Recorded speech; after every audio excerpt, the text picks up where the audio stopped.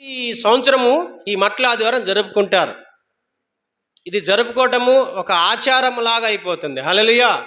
జరుపుకోవడం కరెక్టే, కానీ దీన్ని మనం ఆచారంగా చేయొద్దు. ఇట్లా ప్రతి సంవత్సరము మట్ల ఆదివారం రావటము, మట్టలు పట్టుకొని ఊరంతా తిరగటము, ఆ పూలు దాన్ని తీసుకొచ్చి మందిరంలో పెట్టి అట్లా ఆచారబద్ధంగా చేస్తే నీకేమీ రాదు.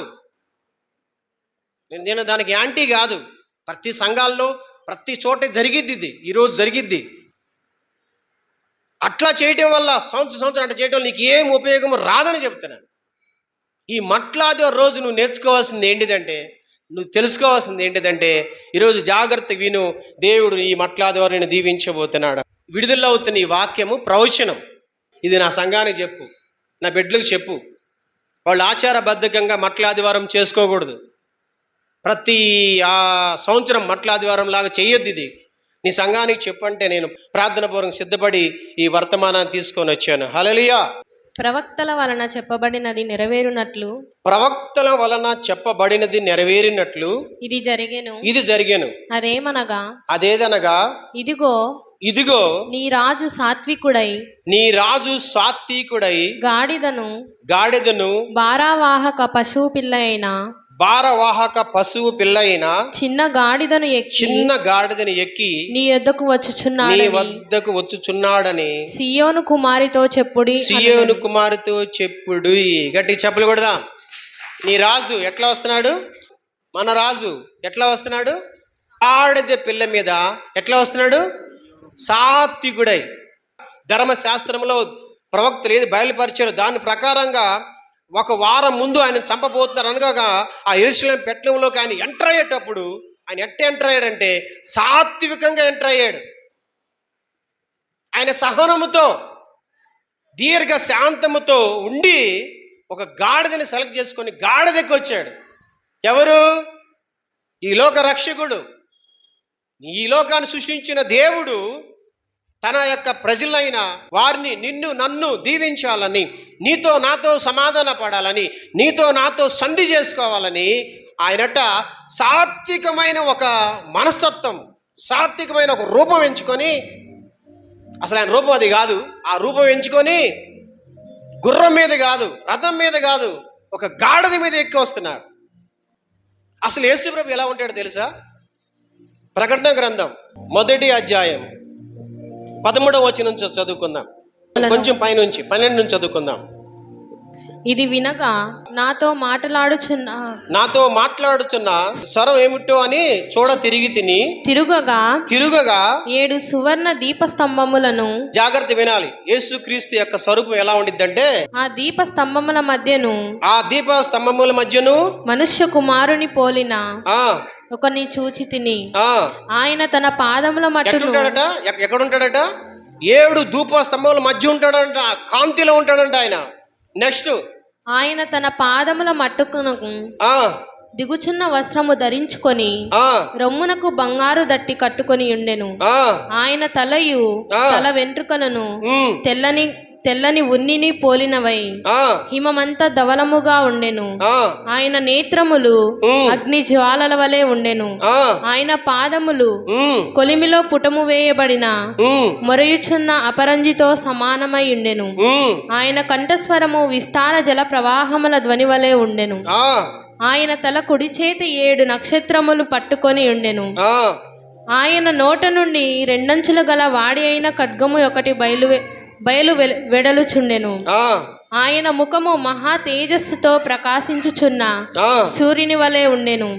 నేను ఆయనను చూడగానే చచ్చిన వాని వలె ఆయన పాదముల యొద్ద పడి తిని తన కుడి చేతిని నా మీద ఉంచి నాతో ఇట్లనను, భయపడకుము నేను మొదటి వాడను కడపని జీవించువాడను మృతుడనైతిని గాని ఇదిగో యుగయుగములు సజీవుడై ఉన్నాను. గట్టికి చెప్పలు కొడదాం. ఎట్లుంటాడంట యేసు ప్రభు? ఎక్కడుంటాడంట?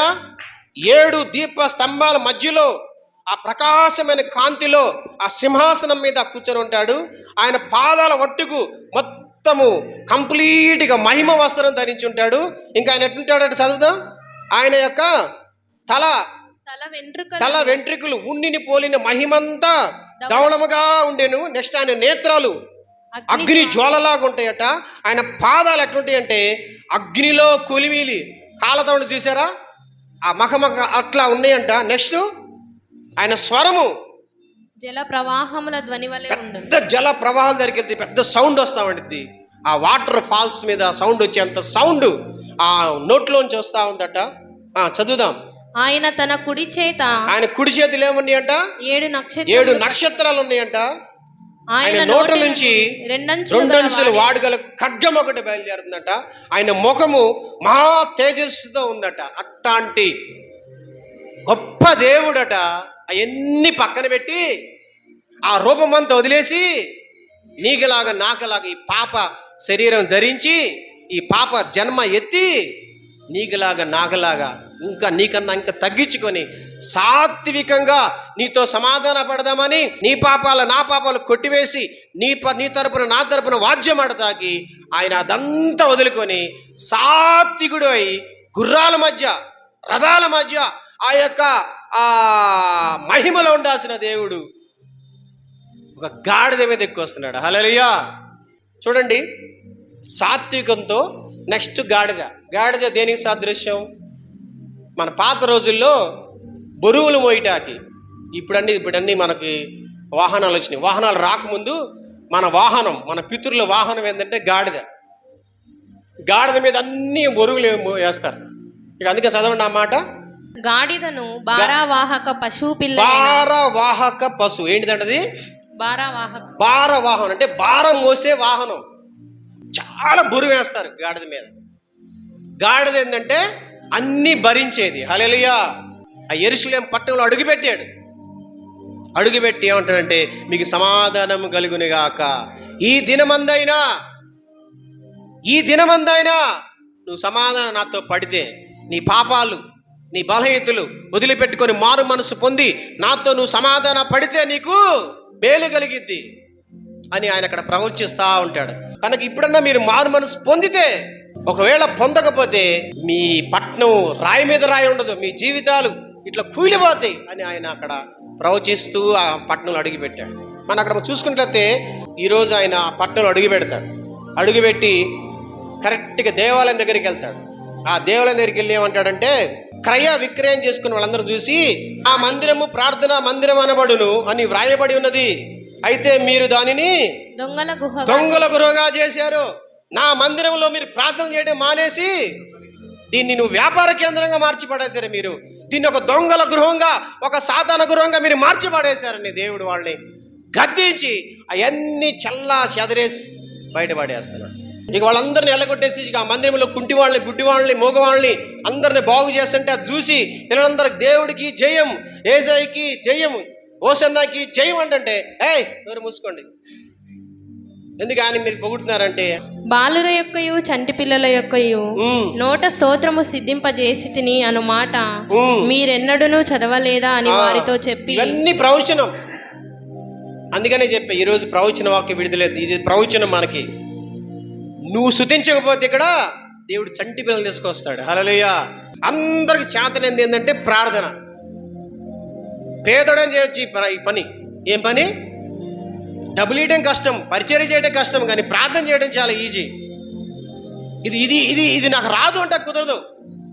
ఇది కూడా నువ్వు చేయడానికి ఇష్టపడకపోతే ఈ ప్రార్థన మందిరంలో ఇక నిన్ను దేవుడు ఎలా దీవిస్తాడు, ఎలా నిన్ను ఆశీర్దిస్తాడు? కాబట్టి ఇది దేవుడు మందిరము, ఇది ప్రార్థన మందిరము. కాబట్టి ఈ మందిరంలో నువ్వు మొదటిగా చేసిన పని ఏంటంటే ప్రార్థన చేయాలి. ఇక్కడికి నీకోసం చేసుకోవాలి, అందరి కోసం చేయాలి. నశించిపోతే ప్రజల కోసం ఇక్కడికి వచ్చి మందిరంలో కూర్చొని ఏడుస్తూ ప్రార్థన చేయాలి.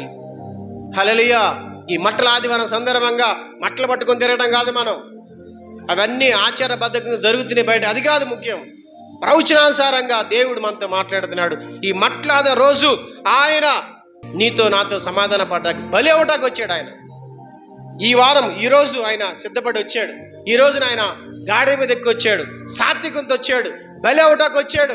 ఇక నెక్స్ట్ వారం శుక్రవారం కల్లా ఆయనకి ఆయన అప్పచెప్పుకొని బలి అయిపోతాడు. హల్లెలూయా. కాబట్టి క్రైస్తవులుగా మనం ప్రతి సంవత్సరం యేసుక్రీస్తు పుట్టాడని, ప్రతి సంవత్సరం మట్లాదివారం అని, ప్రతి సంవత్సరం గుడ్ ఫ్రైడే అని, ప్రతి సంవత్సరం ఈస్టర్ అని పండగలు చేసుకోవడం కాదు. దాంట్లో దేవుడి యొక్క భావం ఏందో మనం గ్రహించాలి. హల్లెలూయా. ఈ మట్లాదివారం మనం చేసుకుంటున్నామంటే మళ్ళీ వచ్చే సంవత్సరం కల్లా మనము ఈ మందిరంలో వర్ధిల్లాలి. అక్కడ ఏదో మహిమ ఉంది, అందుకని అక్కడ పోయిన వీళ్ళు బాగుపడ్డారు అని ఈ మందిరంలో వస్తున్న నిన్ను చూసి జనం రావాలి. కాబట్టి నువ్వు మందిరానికి పక్కనే ఉండి రాకుండా నువ్వు ఇంట్లో కూర్చుంటున్నావంటే ఇక్కడున్న దేవుడు నిన్ను ఎలా దీవిస్తాడు? మీరే ప్రశ్నించు. మీరు మళ్ళీ నన్ను అడగొద్దు, దేవుడిని అడగదు. నన్ను దీవించయ్యా, నన్ను దీవించి అంటే మరి దేవుడు దీవించడానికి లెక్క ఉండిద్ది కదా. ఆయన నీ క్రియలను పెట్టి దీవిస్తాడు కదా. నువ్వు వారంకి ఒకసారి కనబడతా ఉండంటే పక్కనే ఉండి నేను ఎలా దీవిస్తాడు? ఈ మట్లాదివారం సందర్భంగా దేవుడు నీతో మాట్లాడుతున్నాడు. దయచేసి నువ్వు మారు మనస్సు పొందాలి. ఏమన్నాడు ఆయన? ఇప్పటికైనా మీరు మారు మనసు పొందితే మీకు ఆశీర్వాదం, లేకపోతే రాయి మీద రాయి లేకుండా నీ పునాదులు కదిలిపోతాయి అని దేవుడు వార్నింగ్ ఇచ్చాడు. అక్కడ అంతమందికి అర్థమవుతుంది. ఒకవేళ దీన్ని కనుక మీరు పట్టించుకోకపోతే తర్వాత పరిస్థితులు ఘోరంగా ఉంటాయి. హల్లెలూయా. కాబట్టి నిలబడండి. దేవుడు మిమ్మల్ని దీవించి ఆస్వాదించును పోతున్నాడు. ఆమేన్ చెప్దాం.